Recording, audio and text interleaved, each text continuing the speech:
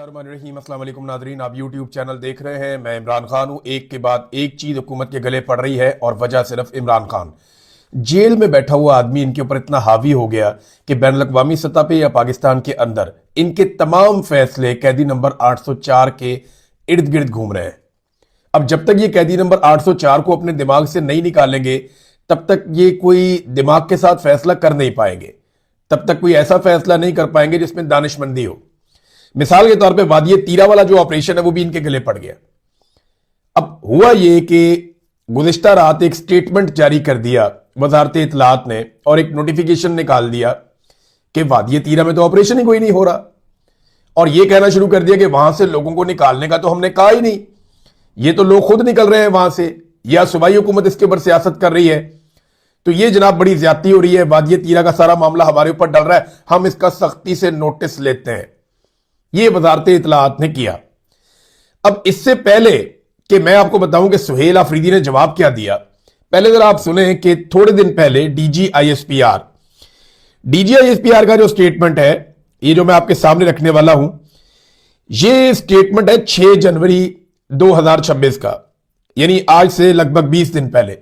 DG ISPR ने operations के हवाले से क्या कहा जब उनसे सवाल किया गया, जब ये नकल मकानी शुरू हो रही थी, तो डीजीआईएसपीआर क्या कह रहे थे, जरा ये सुने आप।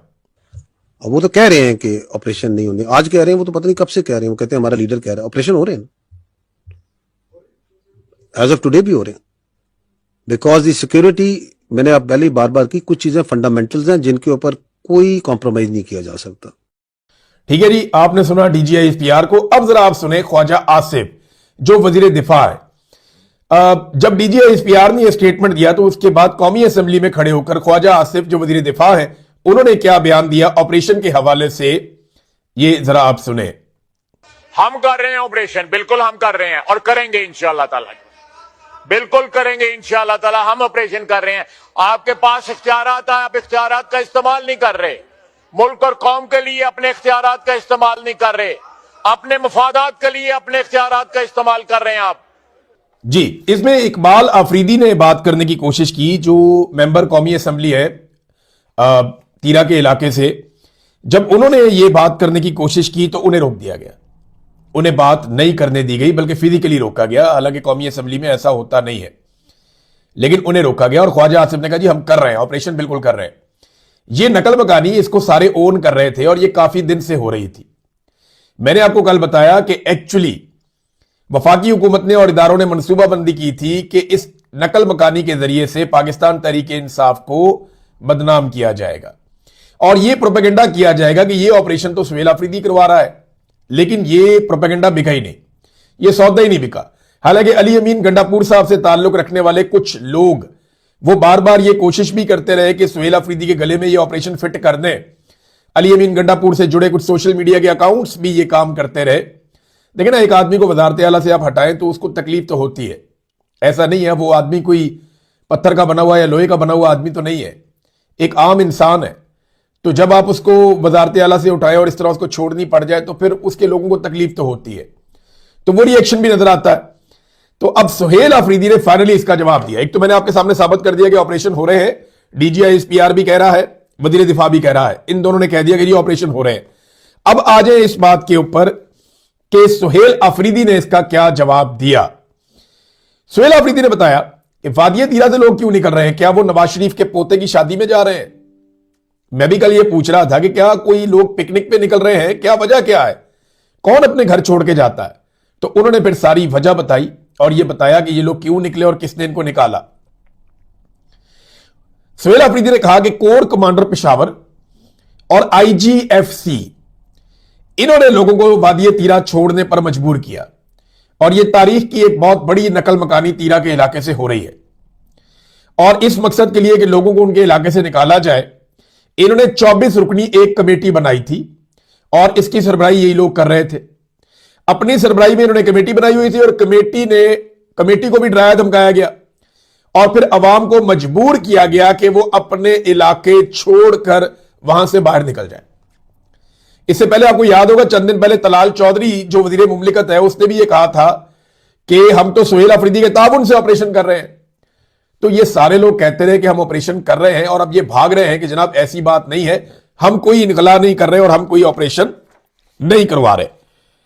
سہیل آفریدی نے مزید بھی کوئی چیزیں بتائی. دیکھیں, آپریشن کے ذریعے سے پاکستان تحریک انصاف کو ٹارگٹ کرنا, یہ بات تو بہت پرانی ہے. شاندانہ گلزار بتا چکی ہے, بلکہ آج میں دیکھ رہا تھا اقبال آفریدی ہے, شاندانہ گلزار ہیں, عبد الغنی آفریدی ہیں, شہریار آفریدی ہیں, یہ لوگ دوبارہ وادی طیرہ کے متاثرین کے بیچ میں گئے, ان کے ساتھ بات چیت کر رہے ہیں, ان سے ملاقات کر رہے ہیں اور ان کے دکھوں کا مداوع کرنے کی کوشش کر رہے ہیں. تو حکومت نے سوچا تھا کہ ہم جناب کایا پلٹ دیں گے اور یہ بہت بدنام ہو جائیں گے خیبر پختونخوا میں. الٹا انہیں فائدہ ہو گیا پی ٹی آئی کو.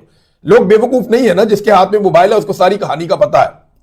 وہ ہمیں بھی سنتا ہے, وہ D G I S P R کو بھی سنتا ہے, اور لوگوں کو اتنا شعور ہے کہ وہ سچ اور جھوٹ کا کھوج خود ہی لگا لیتے ہیں, سننے کے بعد انہیں پتا چل جاتا ہے. اب جناب سہیل آفریدی نے بتایا کہ یہ 3 منصوبوں پہ کام کر رہے ہیں اور میرے خلاف 3 منصوبے بنائے گئے. سب سے پہلے انہوں نے کہا D G I S P R نے پریس کانفرنس کی اور اس میں ایک منتخب وزیر اعلیٰ کی ویڈیو وہ چلاتا ہے تو اسے شرم آنی چاہیے. ایک تو D G I S P R کو شرم دلائی. دوسرا انہوں نے کہا جی انہوں نے 3 آپشنز کے اوپر کام کیا. نمبر 1, یہ کسی طرح خیبر پختونخوا میں گورنر راج لگا دے, اگر اس میں کامیاب نہ ہو تو مجھے نااہل کر کے یہاں پہ رجیم تبدیل کروا دیں. دیکھیں, پہلے گورنر راج کی بہت بات ہوئی, گورنرز کے انٹرویو بھی ہوتے رہے, ادھر ادھر بھاگ دوڑ بھی ہوتی رہی, بڑی کوششیں ہوتی رہی, لیکن پتا چلا کہ گورنر راج لگا تو ٹکے گا ہی نہیں, آئین میں بھی گنجائش نہیں ہے. اور دوسرا, اس کے لیے جس طرح کی آئینی تبدیلی کرنی ہے وہ کوئی اور پارٹی مان بھی نہیں رہی تھی کہ کل کو ہماری حکومتیں بھی گریں گی.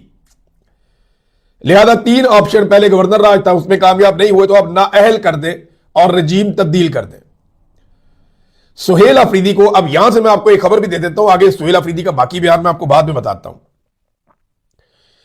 سہیل آفریدی کو نااہل کرنے کے لیے الیکشن کمیشن آف پاکستان میں گیم پڑ چکی ہے اور بہت ممکن ہے کہ آنے والے دنوں میں سہیل آفریدی کو نااہل کر دیا جائے.